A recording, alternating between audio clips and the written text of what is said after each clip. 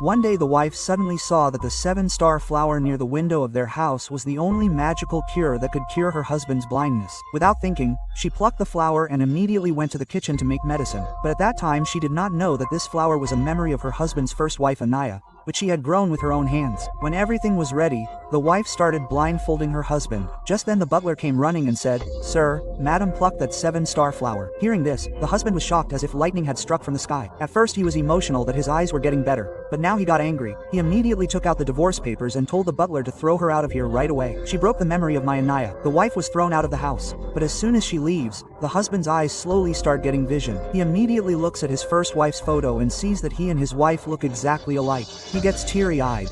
"Anaya, I am seeing you again." It is revealed that Anaya and Vivon are childhood friends. Vivon loved her since childhood, but Anaya got cancer. Before her death, Anaya married him. On the wedding day she cries tears of joy and tells Vivon that "I will leave but you make a good girl a part of your life." Then Anaya closes her eyes forever. Vivon is devastated. He becomes blind from crying all night, but Anaya's soul has not gone anywhere. She decides that she will be born again and return to her husband, and indeed after 7 years Anaya is born in a new body as Ria. Ria is the daughter of a rich family, but her stepmom and stepsister force her to marry a blind and wheelchair-bound businessman who is none other than her own husband. On the wedding day, Ria comes to know that the boy who is marrying her is her first love. She gets happy and thinks that this time "I will never leave you," but her husband has become a cold-hearted man. For him this marriage is just a business deal. Ria goes to her husband's room. There she sees an old wedding dress which Anaya had worn. She understands that her husband is still living in her memories. Ria wears that dress and wants to surprise her husband, but the butler has already told this to Vivon. Vivon gets angry. "You don't have the right to take my Anaya's place. You don't wear her things." Ria tries to explain, "I am Anaya. See, this is the same engagement ring which you gave me." But Vivon doesn't listen to her. "You think I am you. You are just making fun of him." Then he tells the butler to take this girl in front of Anaya's grave and ask for forgiveness.